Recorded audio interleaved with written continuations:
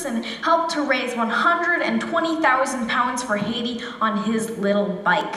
So as you can see evidenced by such examples, age has absolutely nothing to do with it. The traits the word childish addresses are seen so often in adults that we should abolish this age discriminatory word when it comes to criticizing behavior associated with irresponsibility and irrational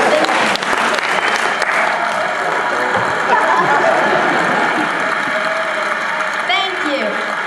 Then again, who's to say that certain types of irrational thinking aren't exactly what the world needs? Maybe you've had grand plans before, but stopped yourself thinking, that's impossible, or that costs too much, or that won't benefit me. For better or worse, we kids aren't hampered as much when it comes to thinking about reasons why not to do things. Kids can be full of inspiring aspirations and hopeful thinking, like my wish that no one went hungry or that everything were free, kind of utopia. How many of you still dream like that and believe in the possibilities?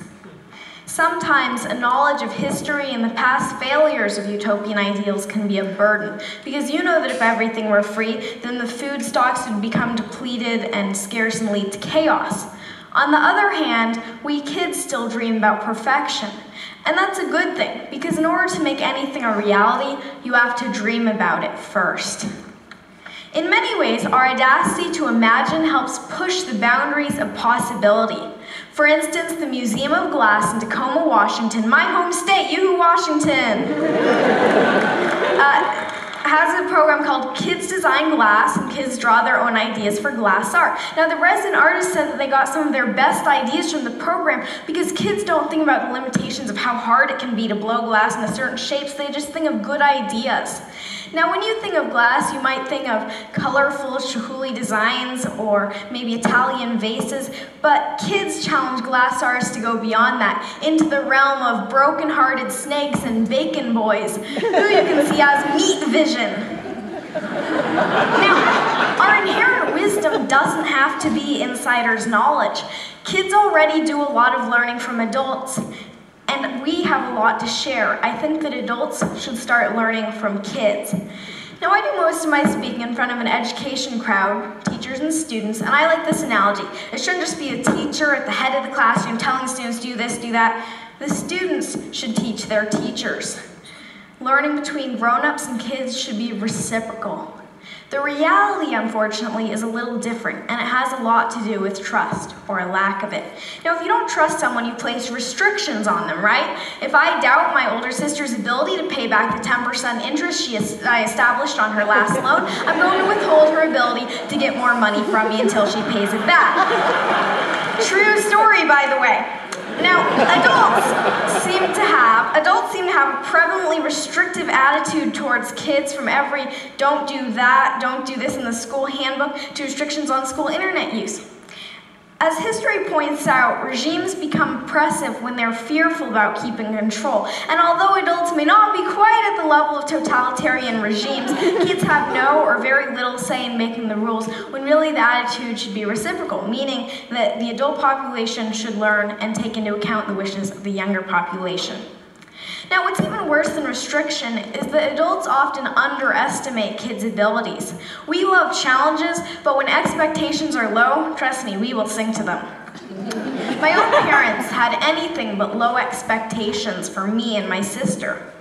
Okay, so they didn't tell us to become doctors or lawyers or anything like that, but my dad did read to us about Aristotle and pioneer germ fighters when lots of other kids were hearing the wheels on the bus go round and round. Well, we heard that one too, but pioneer germ fighters totally rules. I loved to write from the age of 4, and when I was 6, my mom bought me my own laptop equipped with Microsoft Word. Thank you, Bill Gates, and thank you, Mom.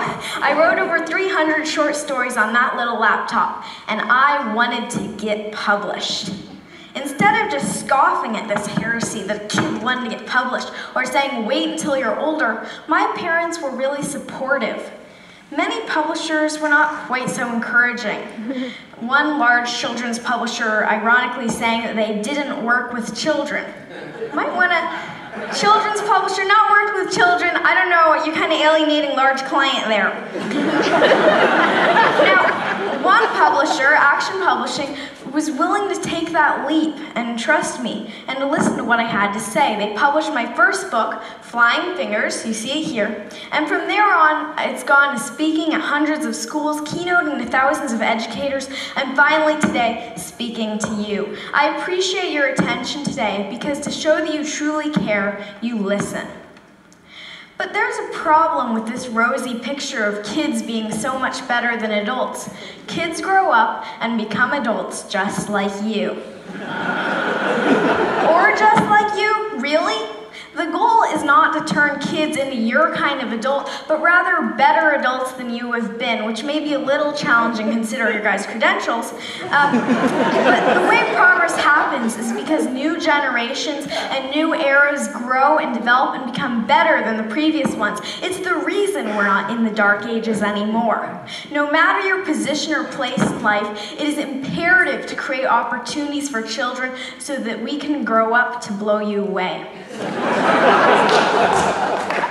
Adults and fellow Tedsters, you need to listen and learn from kids, and trust us and expect more from us. You must lend an ear today because we are the leaders of tomorrow, which means we're going to be taking care of you and your old and senile. No, just kidding. Actually, no, really, we are going to be the next generation, the ones who will bring this world forward. And in case you don't think that this really has meaning for you, remember that cloning is possible, and that involves going through childhood again, in which case you will want to be heard just like my generation. Now, the world needs opportunities for new leaders and new ideas. Kids need opportunities to lead and succeed. Are you ready to make the match? Because the world's problems shouldn't be the human family's heirloom. Thank you.